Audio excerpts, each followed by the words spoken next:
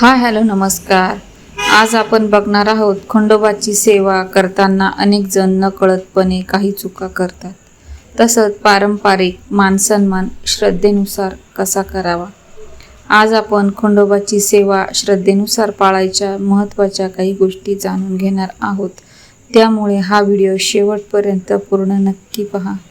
तर यातील काही महत्त्वाचे मुद्दे म्हणजे खंडोबांचे महत्त्व काय, खंडोबाची सेवा कधी व कशी करावी, हळद भंडारा आणि नारळ, पारंपरिक मान-सन्मान, कुलाचारानुसार सेवा करण्याचे महत्त्व, सेवा करताना टाळायच्या चुका, श्रद्धा आणि शुद्ध मनाचे महत्त्व।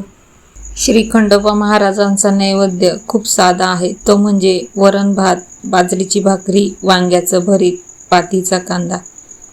तुम्हाला पाहिजे असेल तर तुम्ही पूर्णावरणाचा देखील नैवेद्य ठेवू शकता, पण त्यांना आवडणारा नैवेद्य म्हणजे वांग्याचं भरीत आणि बाजरीची भाकरी, पातीचा कांदा आणि ठेचा हा त्यांचा खूप प्रिय नैवेद्य आहे। अनेक घरांमध्ये असे दिसून येते की वडील आणि मुलगा यांच्यामध्ये सतत वाद होतात, एकमेकांशी बोलणे बंद होते, मान-सन्मान राहत नाही, घरात कटुता निर्माण होते।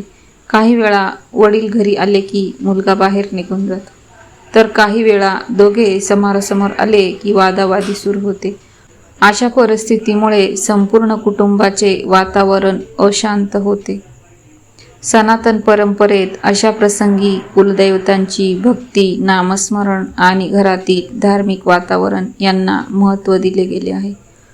अनेक कुटुंबामध्ये श्री खंडोबा म्हणजेच मार्तंड भैरव यांची श्रद्धेने सेवा केल्याने घरात ऐक्य, प्रेम आणि भक्तिभाव वाढतो, अशी पारंपरिक मान्यता आहे। विशेषतः ज्या कुटुंबाचे कुलदैवत श्री खंडोबा आहे त्यांनी आपल्या कुलाचारानुसार नियमित सेवा करणे महत्त्वाचे मानले जाते।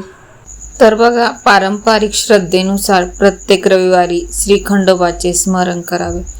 तुम्हाला रोजच्या धावपळीत जर शक्य नसेल तर किमान आठवड्यातून एकदा का होईना खंडोबाचे आपण स्मरण करावे। महात्म्य मल्हारी मधील अध्यायांचे श्रद्धेने पठण करावे। तुम्ही रोज 2-2 अध्याय या पद्धतीने पण वाचू शकता।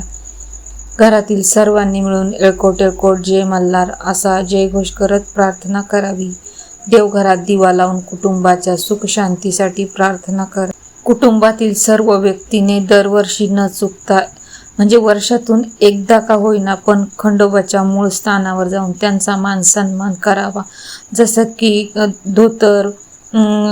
धोतर असेल, टोपी, उपरणं, त्यासोबत 1.25 पावशर भंडारा, 1.25 पावशर खोबरं या पद्धतीने, त्यासोबतच त्यांची घोंगडी येते, ती घोंगडी हे श्रद्धेने त्यांचा मान सन्मान करून त्यांना अर्पण करावं। अनेक कुटुंबामध्ये याला विशेष धार्मिक महत्त्व दिले जाते। बऱ्याच वेळेला बघा, लग्न जमल्यानंतर सुद्धा खंडोबाला जातात, कुलदेवी कुलदैवत दोघांनाही जातात, लग्नानंतर सुद्धा जातात। मात्र हे लक्षात ठेवणे आवश्यक आहे की नुसती पूजा करून नातेसंबंध सुधारत नाही। शास्त्रात आईवडिलांचा आदर, वडिलांनी मुलाशी प्रेमाने संवाद साधणे, मुलांनी नम्रता ठेवणे, क्षमा, संयम आणि परस्पर समजूत यांनाही तितकेच महत्त्व दिले जाते। जेथे देवभक्ती आणि चांगले आचरण एकत्र येतात तेथे घरातील कटुता कमी होऊन प्रेम, सन्मान आणि एकोपा वाढण्यास मदत होते। तुमच्याही घराचे कुलदैवत श्री खंडोबा महाराज आहेत का? आणि तुम्ही मल्हारी महात्म्याचे पठण करता का? त्यांचा मान सन्मान मूळ स्थानावर जाऊन करता का? तुमचा काही अनुभव असेल तर मला कमेंटमध्ये जरूर कळवा। आजची माहिती तुम्हाला कशी वाटली हे कमेंट करून मला नक्की कळवा। व्हिडिओला जास्तीत जास्त लाईक आणि शेअर करा। बघा, तुमचा एक लाईक, एक शेअर आणि एक कमेंट म्हणजे व्हिडिओ इतरांपर्यंत पोहोचण्यास मदत होते। अशाच आध्यात्मिक धार्मिक माहितीसाठी सारिकाज लाईफस्टाईल या यूट्यूब चॅनलला सबस्क्राईब नक्की करा। धन्यवाद।